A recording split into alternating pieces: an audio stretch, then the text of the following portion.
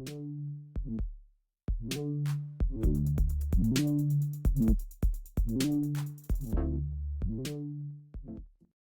guys, welcome to the first ever We Got It podcast mini episode of the Big Ten tournament. And we are having a blast because, as you know, your Spartan men's basketball team took down the Oregon Ducks here in Indianapolis on Friday. We're just having a great time down here. Yeah, we got the court right behind us. We got the music bumping. The vibes are high. So we'll be here for a quick recap to kind of catch you up on this afternoon's game and tomorrow's semifinal versus Wisconsin. And selfishly, it's so much fun that we won today, because we love Spartan basketball and we just want these boys to keep on trucking. But it means we get to be here for another day and give you more coverage of the game tomorrow. The matchup is now set against Wisconsin. That game will be tipping off at 1 p.m. tomorrow. So know that we'll be back with another little episode tomorrow. And I'm just going to bank on it. We're going to be here on Sunday as well. Absolutely. All right, Jonah. So talk us through, what were some of your favorite moments in the win over Oregon? Obviously, Michigan State got off to a great start in the first half. And then to start the second half, it was almost the inverse.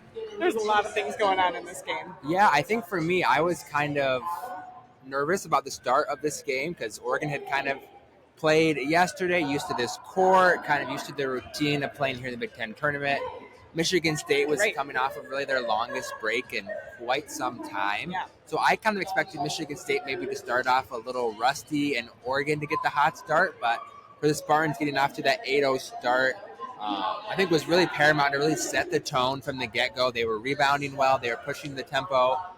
Despite Oregon playing really high-pressure defense, they were able to get some early good looks. I think they had that 50-point first half against Oregon at the Breslin Center living rent-free in their minds. And we're like, this is not happening at Gainbridge Arena. It's not going to happen. And so, the boys just really took it to town. Jeremy Fears came out super strong, started off with an assist to Jackson Kohler, who hit a 3 from the top of the arc. Such a great way to get the game going.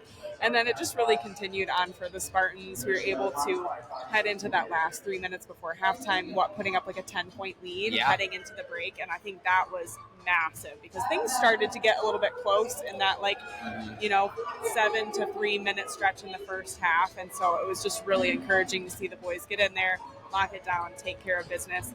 I think one of the most impressive things from the first half was how we rebounded Oregon. That was something huge that we talked about before this game, is that we need to be able to stay up on boards and maintain the possession of the ball more than Oregon can. We know that they are able to hit shots from all three levels. They've got a lot of dynamic players. Their center in Biddle is just an absolutely threatening player from every single area on the court. And so the fact that we were able to out-rebound, I'm pretty sure with 12 minutes left in the second half, we had doubled them up on rebounds. I believe it was 26 to 13 at that point, and still ended, I think, with 7 more rebounds than Oregon at the end of the game. And it's just so hard to claw back when the other team, the Spartans in this case, are getting so much more opportunities. And limiting your second chance opportunities. I know, I don't exactly remember how it finished, but I remember at one point, second chance points was 15-2 in favor of the Spartans. And when you're trying to come back, those second chance points are huge, and Michigan State was really not having any of that for Oregon throughout the day. And what really kind of stood out to me, I think, throughout the whole game was Michigan State's defense was just elite. Carson Cooper played phenomenal defense. It was so fun hearing the hoop cheers ringing out throughout the arena. And at first I was like, wait, are they booing him? And I was like, no, it's Coop. Yeah, Jeremy Fears against Shellstad, who had, I believe, 20 points in the first half against the Spartans at Breslin. He had 2 points for basically all 33 minutes of this game and ended up finishing with 8. It was really a non-factor in this game. They really made it kind of, all right, we'll give you Biddle, he'll have his points, but really shutting down everybody else. Well, and then Jason Akins, too, on Bamba, he got away with a couple of nice fast break buckets. And I was like, man, we're going to get burned if we keep letting him do that the rest of the game. And they didn't. I mean, they really shut him down as well. So, what did we talk about?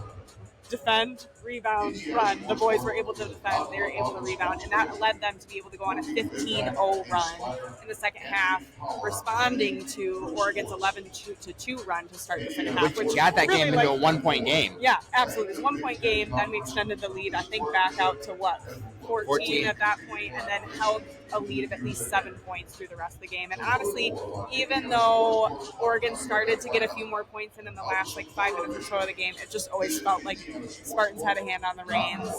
It was pretty much their game to lose for the last 10 minutes. Right after they went on that 15-0 run, kind of halfway through the second half, their lead was kind of 8-12. Yeah. Really, the whole rest of the game, even though it was kind of highly contested because both teams were kind of trading baskets. Michigan State, like we said earlier, never allowed Oregon to go on that run to really make it the outcome in doubt down the stretch. Absolutely.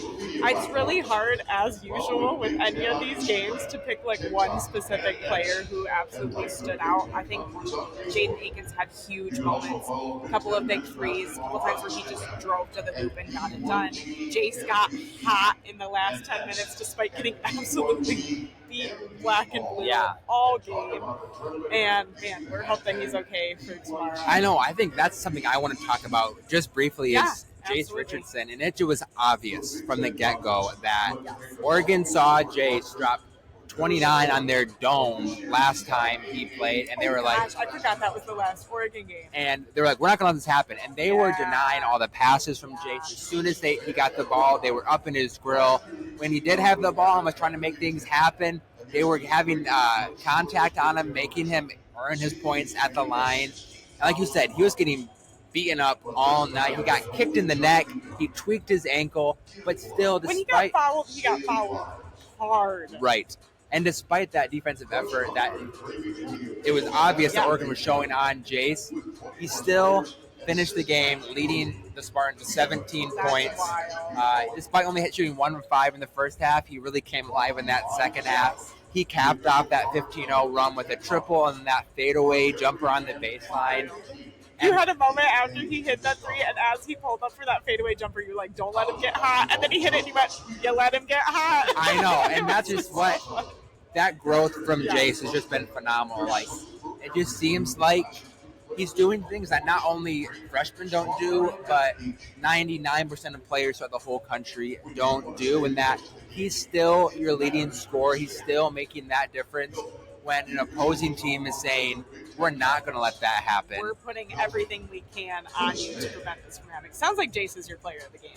I think so, because even though they kind of shut him down in the first half, it allowed the rest of the team to get out to that 10-point halftime lead, and then you can't shut him down for two halves. Absolutely. He had that 12 points in the second half, carried the Spartans he went to through a victory. hell and high water and still came out as the team leader in this game. I think other performances I just want to shout out, Frankie Fiddler had some huge, especially second half points. Hit a three in a moment that was super vital for us. Cohen Carr, even though he had a couple of missed dunks. You know, someone said on Blue Sky, I think it was pregame Empire, they said that first dunk for Carr, it was just too easy. That's why he missed it. I mean, it's quite frankly correct. He needs a higher level of difficulty to show off his skills. But he still was putting up such incredible effort, getting to the line, hit a three again out of nowhere to break the Oregon zone. That is not who I would have expected to do that. And then was just an animal on the boards yet again. I mean, I could just go on and on and on. This is why this team is so incredible. We're able to wear teams down. You've always got guys that are fresh. Tom talked about it in the post-game press conference. It's part of the reason I think, too, that this team has stayed so healthy. And we're going to knock on wood somewhere over here because we want that to continue, absolutely, especially in this grueling weekend of basketball. Michigan State has one of the, less grueling paths than some of the other teams, but you're still playing at a minimum back-to-back games every single day. And then you're staring down the NCAA tournament next weekend as well. And so, I just really have to champion these guys. They're just continuing to show up. And as Jeremy Pierce said in the locker room after the game, I think someone asked him, are you satisfied with this win? Are you satisfied with getting out to that strong run at the start? And he goes, no, we're here to win this tournament championship. He's like, I don't care about anything else. He's like, well, I care about the NCAA tournament next weekend. He's like, well, I don't care about anything else. Winning the tournament is our goal. And I was like, this is what these boys are here to do. nothing is ever good enough for them. And that's why I think I'm feeling so comfortable and confident about where they're sitting right now. Yeah, and I think that's a good segue to kind of look at tomorrow's So I matchup was just thinking. against Wisconsin. We just watched that game, and they just dismantled UCLA. They had 12 first half threes. I think they finished with 18 threes on the night. And why on the surface that might be a little bit intimidating or scary, I think two reasons for optimism I have for tomorrow. This will be Wisconsin's third game in 3 days. And usually when fatigue starts to sit in, kind of the first thing that starts to affect is your jump shot. Tired. Your legs get tired, your arms get tired, your shooting isn't quite as good. Second reason for optimism is after this game, according to Bart Torvik, Michigan State is now the second rated defense in the country in defending the three-point play. So while Wisconsin wants to shoot the crap out of the ball, Michigan State defends the crap out of the ball. So this is going to be a really fascinating matchup, I think, on Saturday, as it's kind of like immovable object goes against whatever the saying is. Yes. You know what I mean. I just don't have words.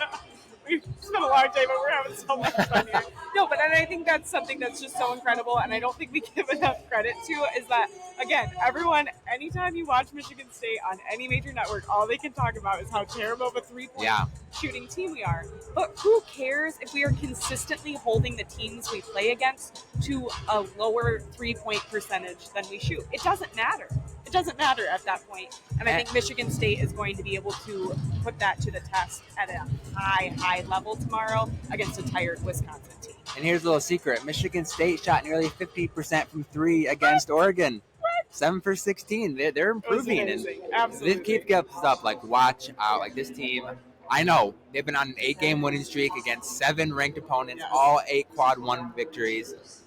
Doesn't get any easier going here forward, but Michigan State has to make up to make it happen. Last thing that I'm going to say that's making me feel so confident that this team is deadly and that I want every other team to watch out for the rest of this weekend and the rest of March, quite frankly, is that we beat Oregon by 10 points.